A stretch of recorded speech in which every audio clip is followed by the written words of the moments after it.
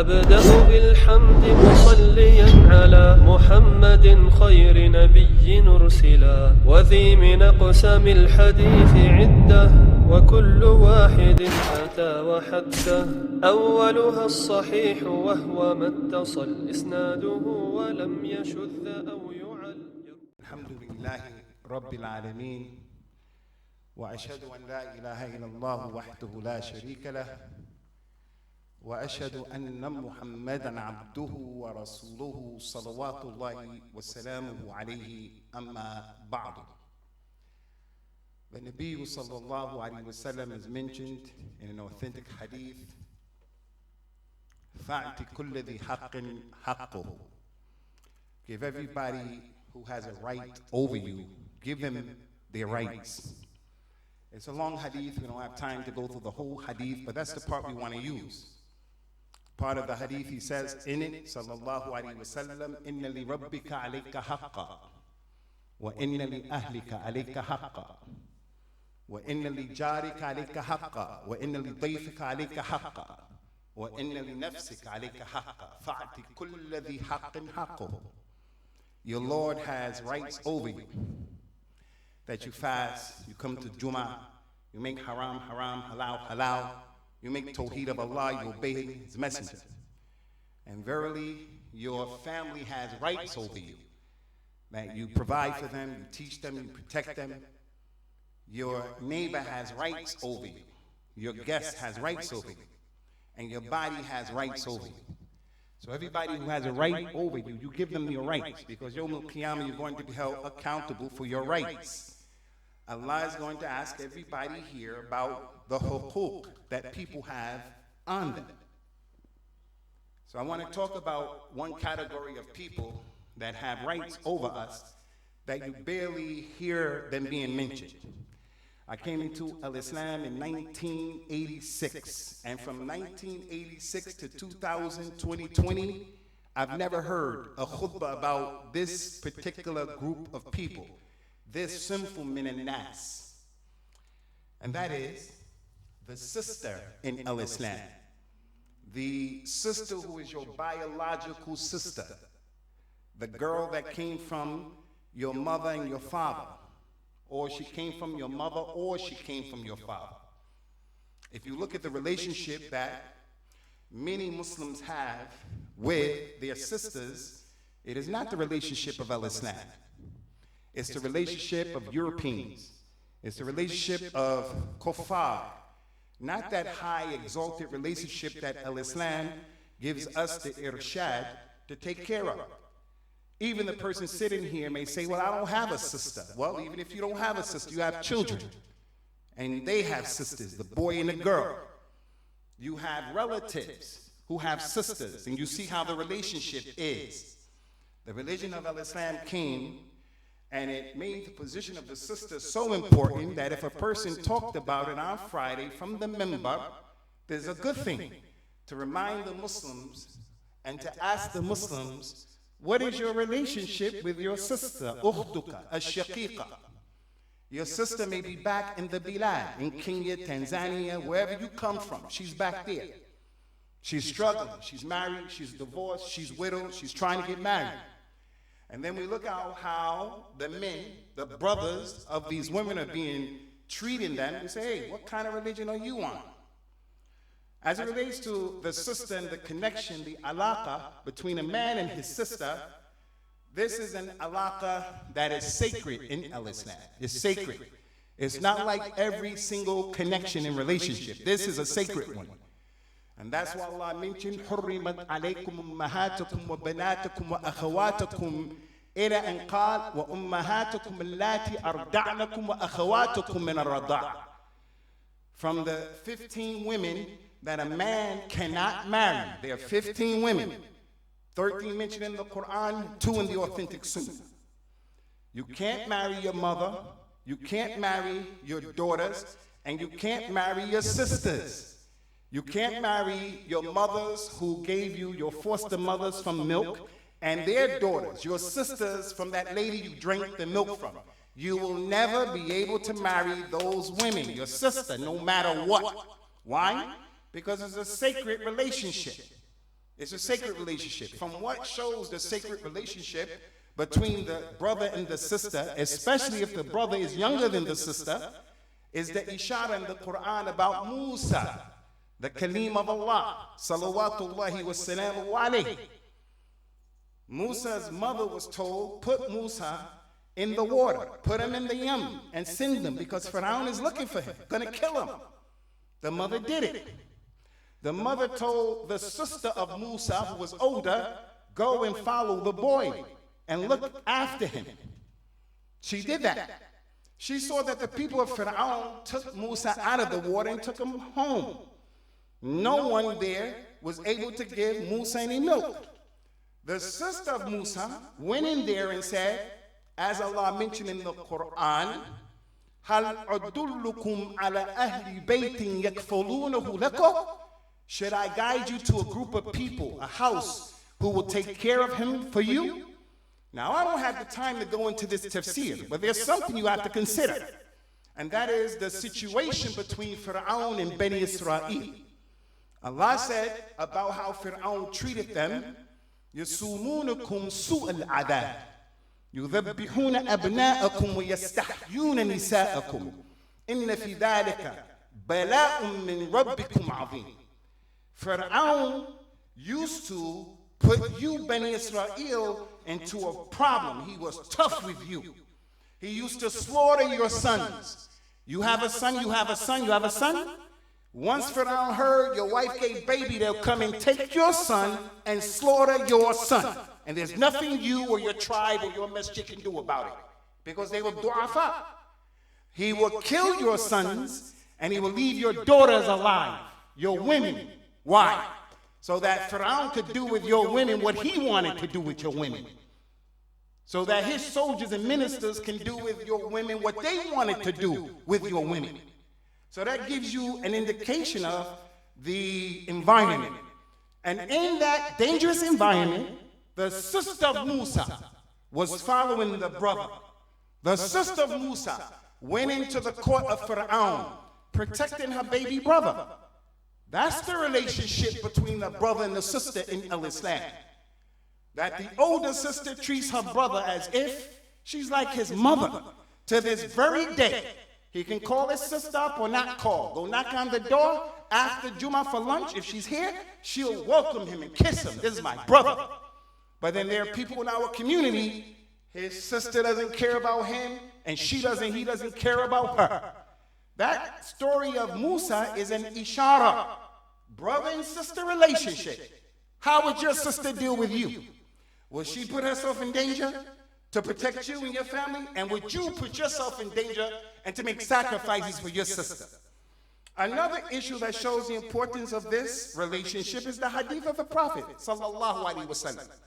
The companion came and said, Ya Rasulullah, which person should I take care of being respectful to, having a good suhbah? Which human being? In this hadith, he says, sallallahu alaihi wasallam, ummaka wa abaka wa ukhtaka wa akhaka thumma adnaka adnaka. You want to know who has the most rights on you? He said, first your mother. And then there's the other famous hadith, your mother, your mother, your mother. Now, we all heard that hadith since 1986 when I became a Muslim. I heard the khutbah on that. I heard lessons on that. But I never heard a khutbah about the haqq of the ukh al-shaqiqa. I never heard that. Ya Rasulullah, in this masjid, in this country, in this world, who is the person that has the most right that I have a birr to them? Your mother, and then your father, and then your sister, and then your brother, and then the people according to their relationship. After your brother, who?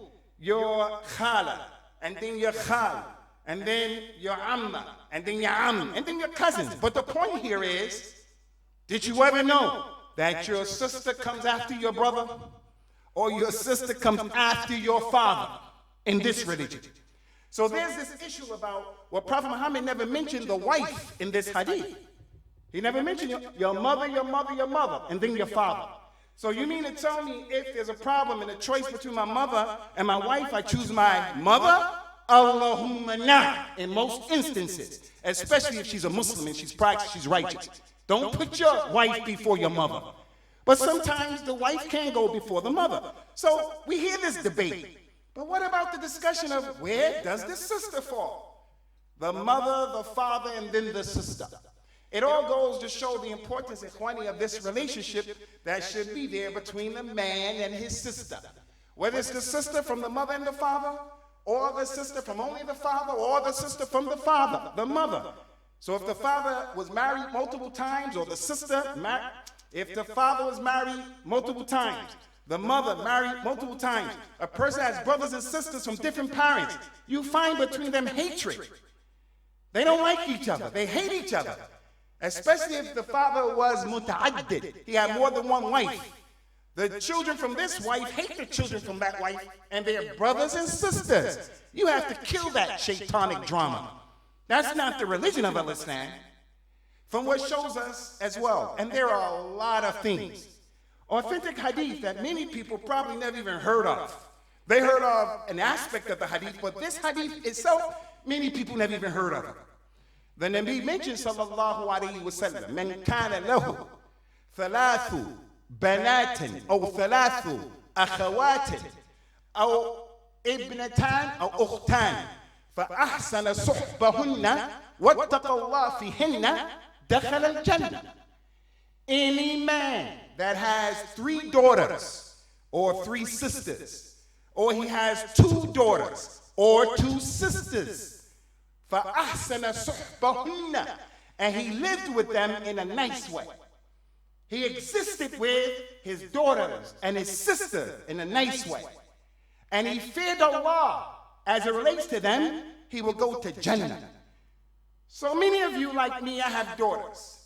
I know this hadith, so I am patient. You're patient as it relates to our daughters.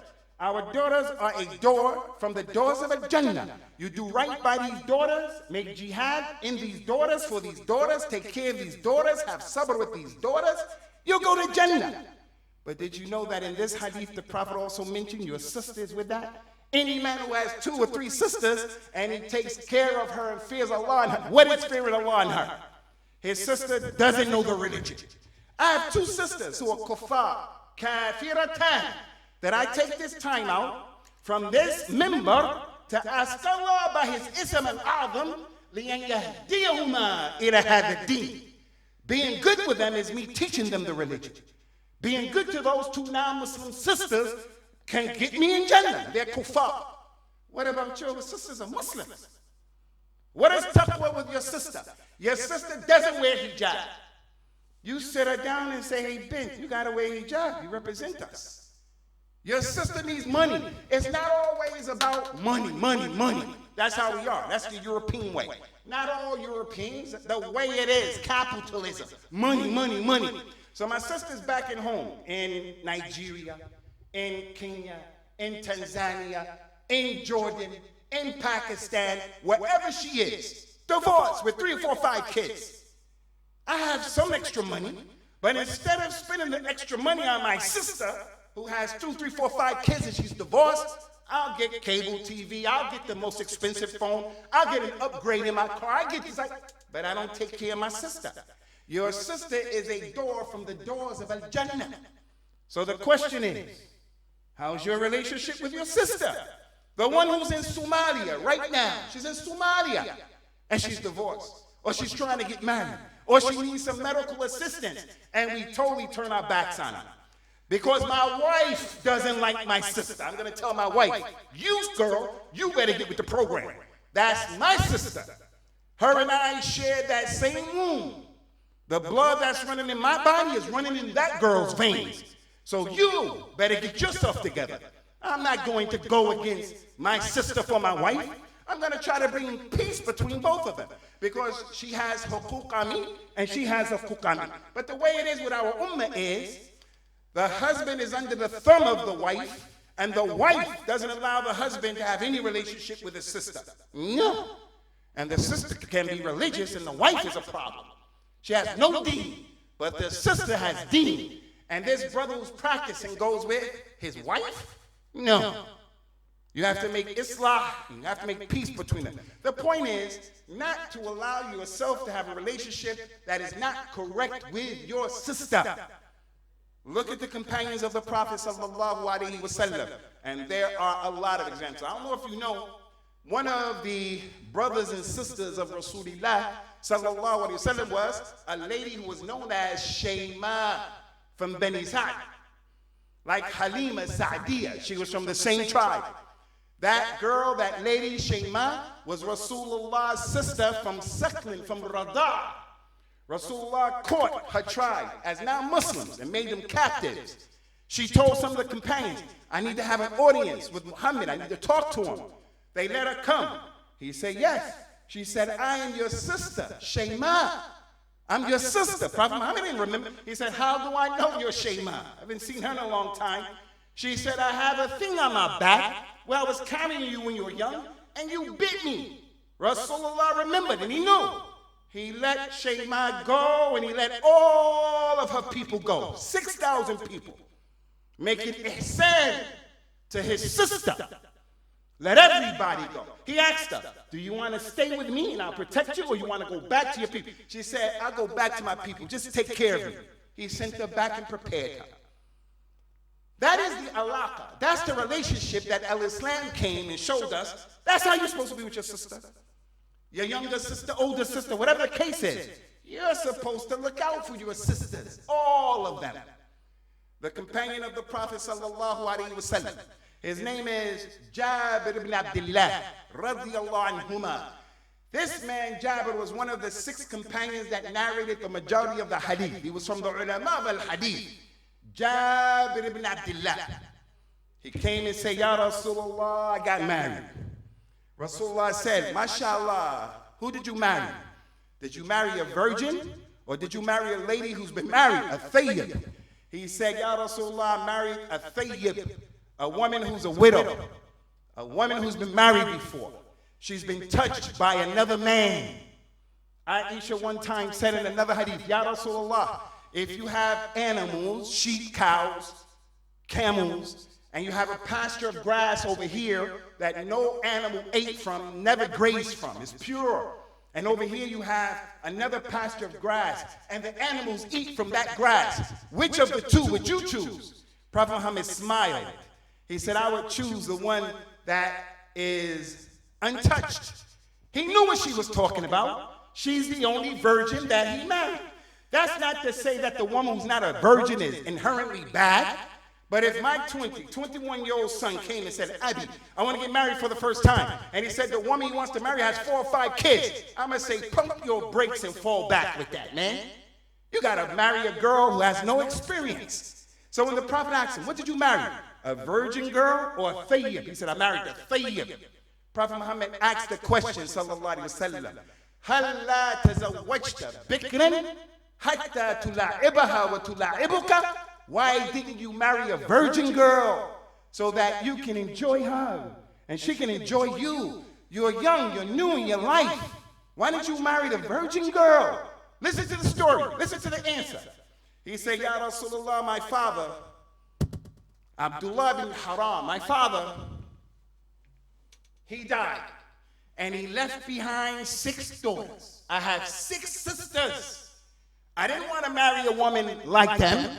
I had to marry a woman who can take care of them. So when the man wants to get married to a sister from that tribe, from that family, from that village, from that city, he doesn't do what the Muslims do today. He destroys his relationship with his brother, his sister, mother, and father for some family, for some other girl. No, he doesn't do that. He gets married to a family, keeping in mind, how are they going to get along with my sister? How are they going to get along with my mother and my father? And you know, I'm against the racism that many of the Muslims have. Many of the Muslims have this racism.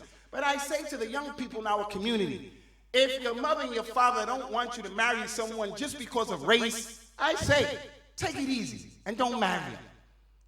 Don't marry him. Because you always need your family. Don't get rid of your family for no woman. Don't do it. And don't run off if you're a sister marrying some boy and you're going to leave your mother and your father. No, don't do it. They're wrong for being racist, but in Islam, you have to consider, how is this new person going to deal with the people around you, your family members? So Jabir bin Abdullah, his niyyah was, I got to marry someone who's going to help my sisters, not harm my sisters, not hurt my sisters. That's what the companions were upon, because they understood. Another example, tremendous companion. His name is Mu'aqqil ibn Yasar. May Allah Ta'ala be pleased with him. He married his sister to one of the companions. That companion ultimately divorced his sister. People in this masjid are divorced. Show me a masjid where people are not divorced. Maybe in every row there's someone, or more than one person who's been divorced. Doesn't mean you're bad. Rasulullah got divorced. Abu Bakr, Umar, Uthman, Ali, they all got divorced. Divorce is in the religion to help the situation. You just have to use it properly. Can't be a cowboy with it. So this companion divorced his sister. And then after some time, the Rahmah of Al-Islam, it could have been in our religion, if you divorce your wife, that's it. But Al-Islam said no. At-Talaq marratan. You have 3 chances. You divorce her once, you could go back. Divorce her twice, go back. You divorce her the 3rd time, that's it. She has to get married again. That's the rahmah, because sometimes you get upset, so you divorce, and that's what happened. After they got divorced, some time went by, the ex-husband came to the brother. He said, hey, I miss my wife. I want to remarry her. I want to remarry your sister. The brother said, Mu'aqqil ibn Yasar said, what? أكرمتك وزوجتك وفرشتك ثم طلقتها والله لن أزوجك إياها أبدا. I honored you and respected you. I gave her as your wife. I gave you a bed. I made her available for you. And you turn around and divorce my sister? He said, Wallahi, I'm not going to let you marry her again. That's my sister. That's my ghira. That's my ilm. That's my honor. You think you're going to treat my sister anyway? Just divorce my sister? And he swore by Allah, I won't marry her to you again. And then Allah revealed those ayahs in the Quran. فَلَا تَعْدِلُهُنَّ يَنْكِحْنَ أَزْوَاجَهُنَّ. You men who are responsible for girls, you're the wali of your sister, your daughter. If her and the husband want to get back together, don't stop them from getting back together. And this hadith, this ayah, pay attention to this. In Islam, the woman cannot, I repeat it again, we're not Europeans, meaning they're white. We have some Europeans here. It's not about white people, but we're talking about the Tanzim and Navam. We're not Sikhs, Hindus, Christians, Jews. In Islam, la nikah illa bi wali. You gotta have a wali, even if the girl's been married before. She's been divorced. Her husband died. She got a khula. She can't just go out and get married on her own, meet a brother on a bus, meet a man at Morrison's, and then they get married. She has to go to her wali. Tell her father, tell her uncle, tell her brother, tell her son, hey, I want to get married. Like Mu'aqqil ibn Yasar. Why didn't that companion just go and marry the girl again? He went to the wali, the brother, and said, I want to remarry your sister. He said, I won't do it.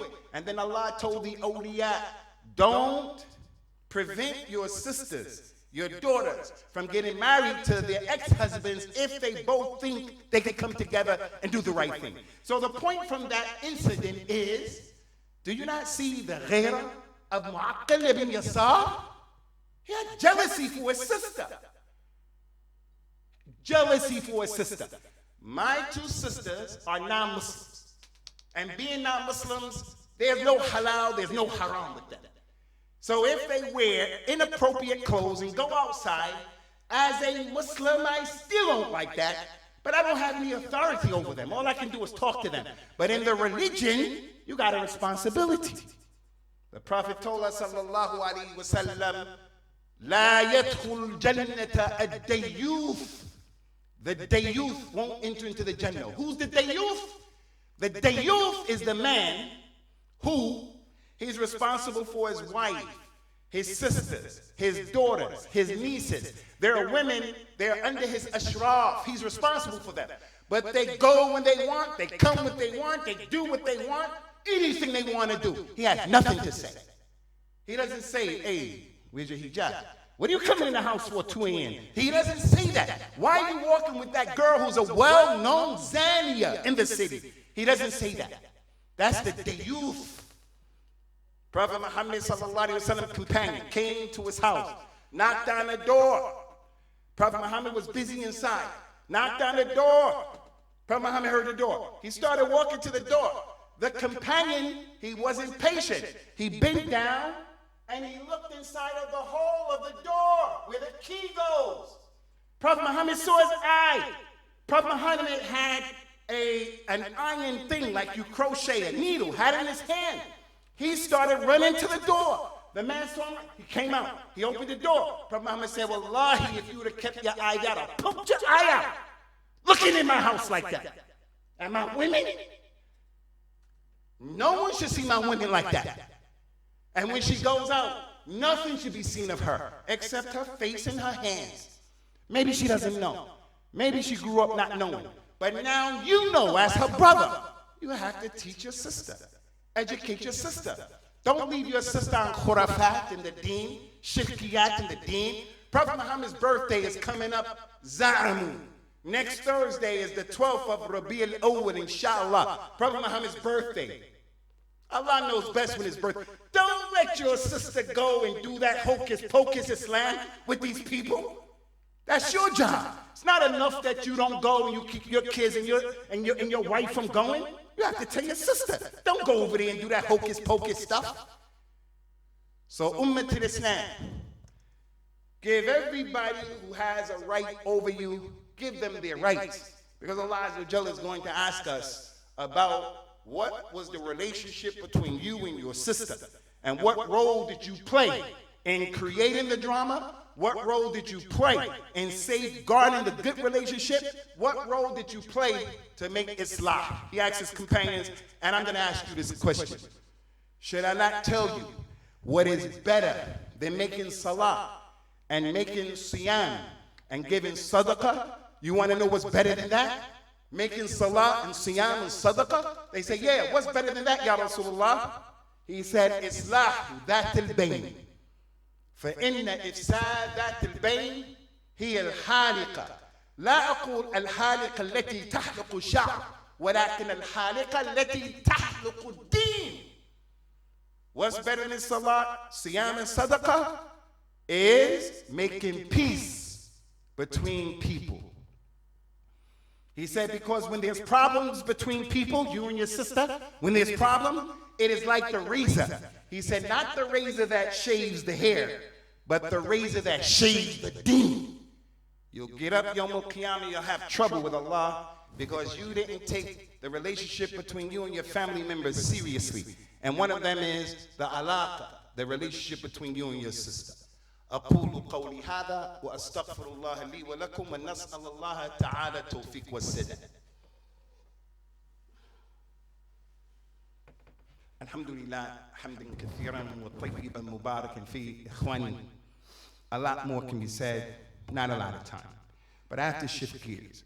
Now that this corona is jumping off left, right, and center, and the whole dunya has changed, the masjids in every single city are suffering financially. I'm asking, brothers in this masjid didn't ask me, but being an imam, I know the reality. You have to dig deeper in your pockets to help the masjid in these critical situations. You have to try to help more. Because that we're having lesser traffic in the masjid, financially, the masjids are not getting the money we're used to. And as a result of that, it's making a problem. Because these lights, electric bill, water bill, we're using as property to worship Allah. Come to the table, and we're not asking you, I'm not asking you to give what you don't have. I'm asking you just to dig a little deeper and to be a bit more responsible for your masjid. Don't leave it to fulan or alan. You try to give a bit more to the masjid. This is what we're asking you to do. I won't just ask you that. I'm going to go a step further. And I'm going to ask you all about Allah. Prophet Muhammad said, if your brother asks you about Allah, if you could do it, you should do it. I'm asking you all about Allah. Give more today for the masjid. Not for anybody in the masjid, it's for the masjid. May Allah Azza wa Jal establish our feet firmly upon the kitab and the sunnah.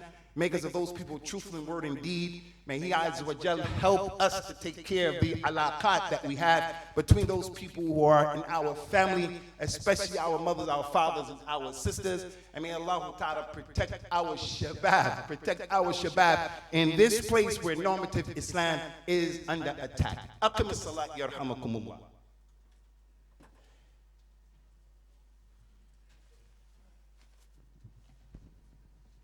الله أكبر الله أكبر أشهد أن لا إله إلا الله أشهد أن محمدا رسول الله حي على الصلاة حي على الفلاح قد قامت الصلاة قد